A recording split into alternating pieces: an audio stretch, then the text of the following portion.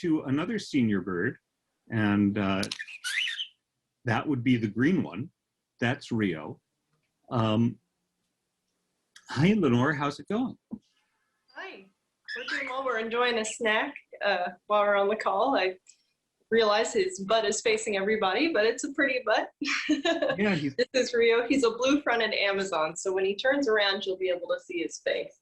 Yeah, hi. oh, there you are, Rio. And once again, I want to remind our viewers that they can ask questions about Rio or the other birds in the Q&A. And the Q&A is the place to ask those questions. So tell us a little bit about Amazons in general, Lenore. I know they're considered kind of not beginner birds and kind of loud birds. Tell us a little bit about that and about Rio as a member of that species. Yeah, so Rio is actually my first foster and my first Amazon experience. And I'd say overall, it's been a pretty positive one. Some key differences between him and some other parrots I've interacted with are that he is loud, but that he's usually loud on a schedule. So he's got some very loud moments in the morning, most mornings, and then in the evening times, he'll get loud.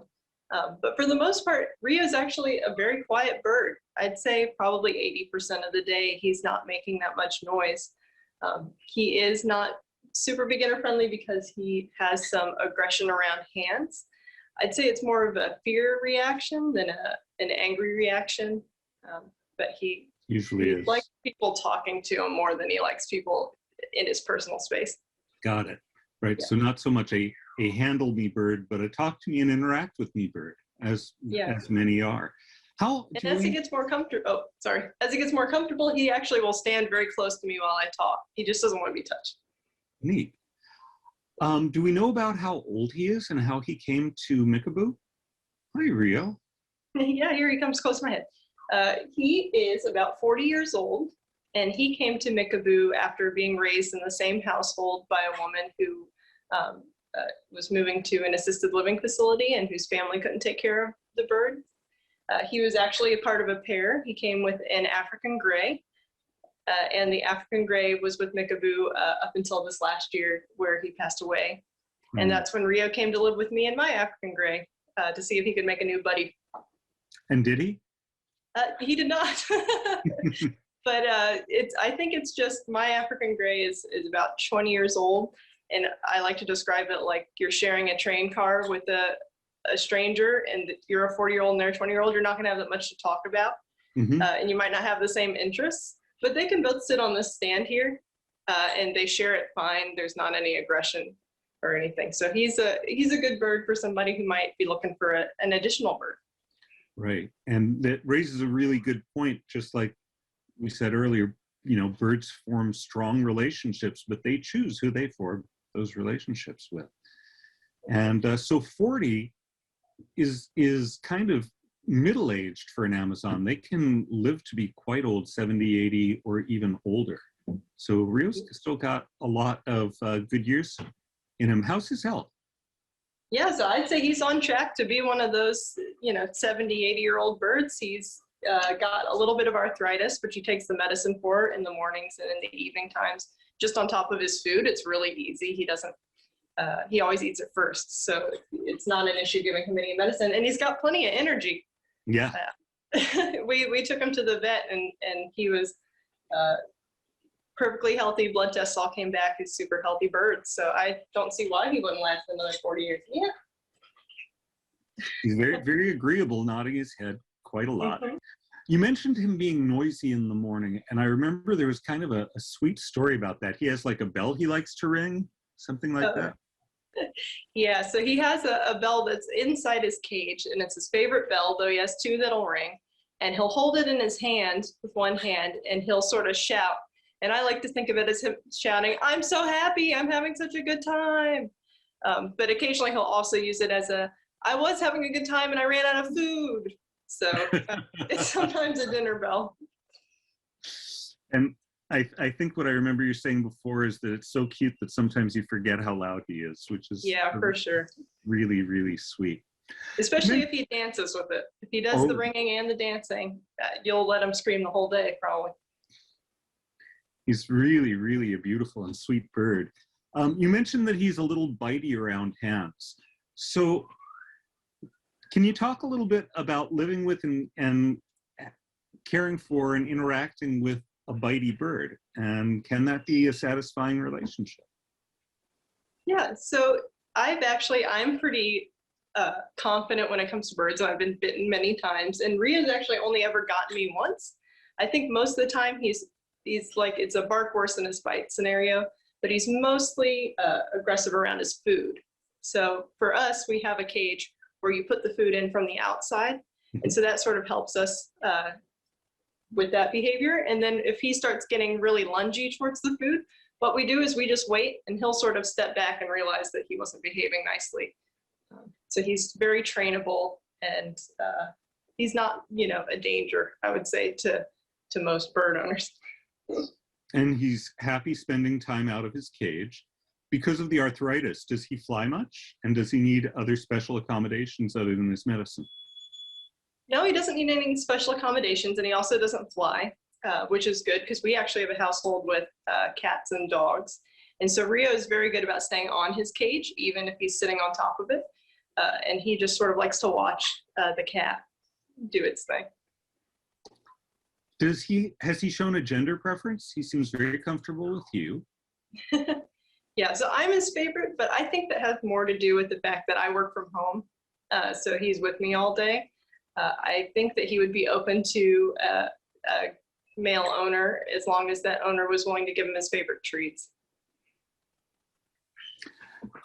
So a couple of questions are coming in. One is, how do you move him around if you need to? Does he step onto a perch? Is he willing to do that? Oh yeah, so I have this perch here, and he will always get on this no matter what. He never throws a fit, and when he's standing on this, he doesn't go for your hands. So he's actually very easy to move around. Now, if he's on a stand like this and he wants to get off, he'll actually step onto my hand because he's willing to use you as a ride to get back to his cage. So he won't necessarily step onto your hand from the cage, but to get back to it, he does that. And how does he signal that he wants to do that?